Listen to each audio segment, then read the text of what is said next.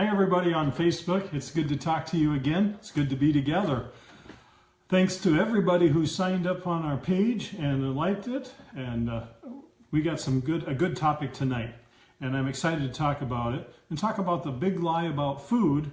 And then we're going to do some demonstrations. So we're going to follow up on a previous video that we talked about. So the very first thing I want to talk about is there is a database that the United States Department of Agriculture maintains, and it's called the USDA Food Composition Database.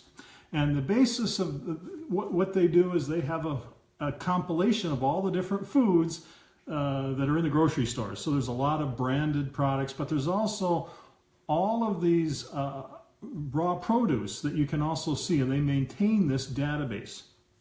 So I started a garden program in 2005, and I started looking at bricks and the taste, and after a while I realized we needed to start looking at the nutrients that are actually in foods.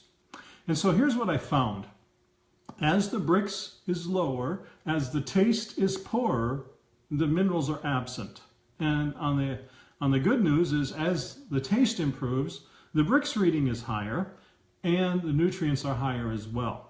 So I started looking at nutrients. And so I called the USDA and asked them, say, how do you get your database numbers?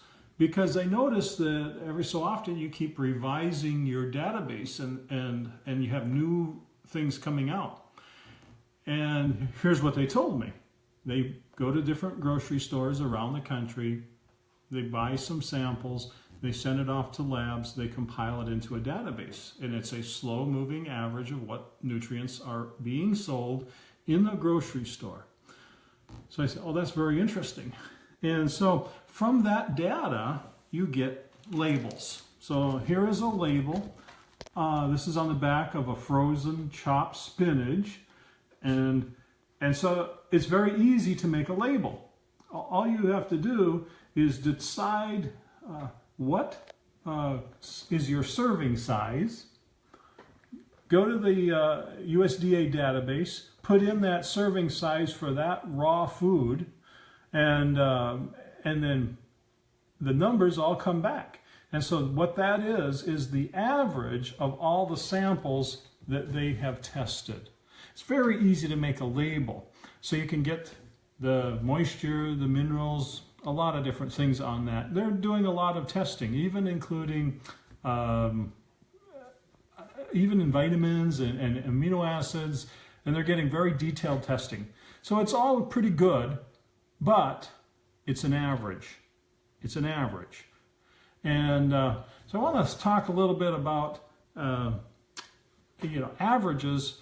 If you have an example of a person who's is sitting in a wheelchair and gets up and takes 2-3 steps and out of breath, or you have an Olympic athlete at the peak of their condition, they're both people. They're both really valuable as people, but they are not exactly the same, are they?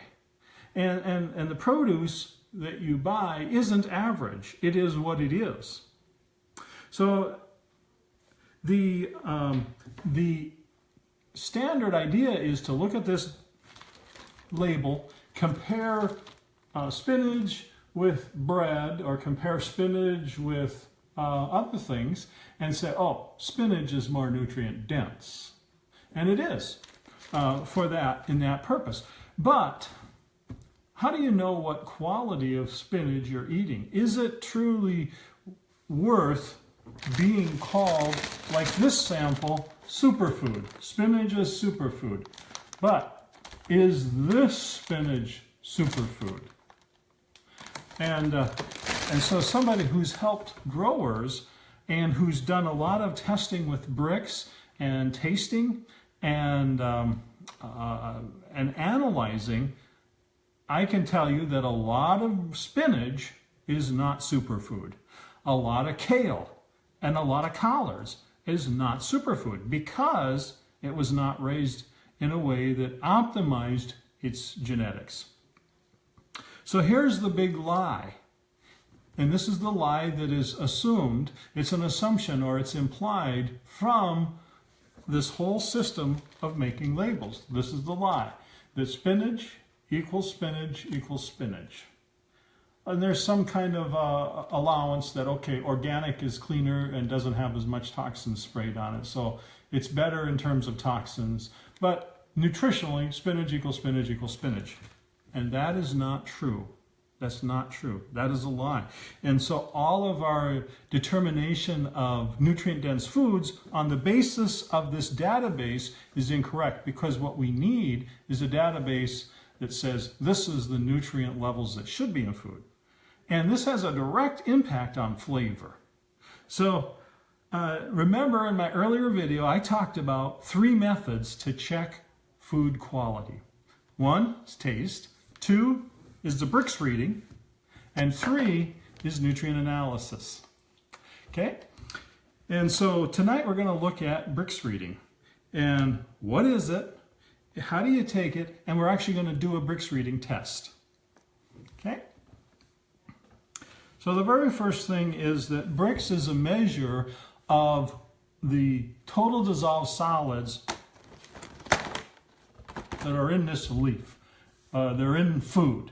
So if it's dissolved, it's going to be bending light as light passes through. So it's a measure of the bend of light, but it really reflects flavor and the dissolved sugars, the carbohydrates, and the minerals.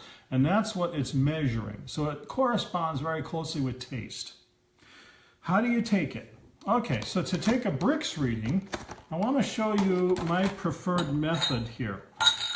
This is a mortar and pestle, and it's an old world tool, and you just take 2, 3, 4 leaves of spinach. You could take pieces of carrot, and you begin to pound this in the mortar and pestle. Okay? And so what you want to come up with is a paste that's smashed all together. And the reason you want it smashed is because these cells are broken and ruptured, and the juices in the cells are brought out. So it's a very good average of what it is. So here tonight we have Earthbound Farms baby spinach. That's one. We have Popeye spinach. That's another. Okay? And the third thing is we have Dole spinach. Baby spinach from Dole. So once you have your paste, I'm going to start with this one here, the Earthbound Organic. And so you have this paste, and I like to use a window screen vinyl mesh. Put it here and squeeze it. You get juice coming out, and it goes onto the refractometer, and you hit the start button. And the reading is 6.1.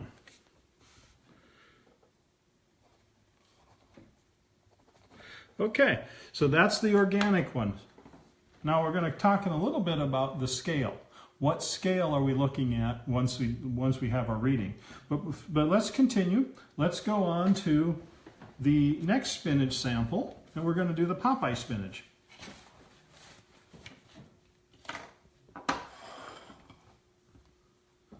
So the Popeye spinach is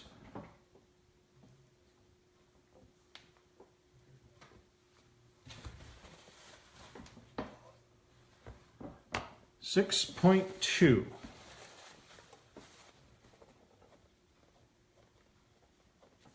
All right, let's move on.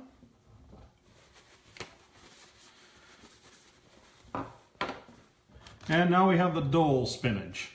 Okay.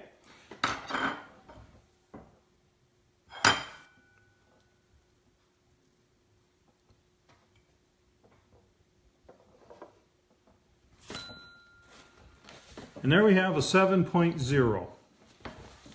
Now in years past, I've checked Dole and they were lower. And so I think they somehow got the memo to get a little better quality.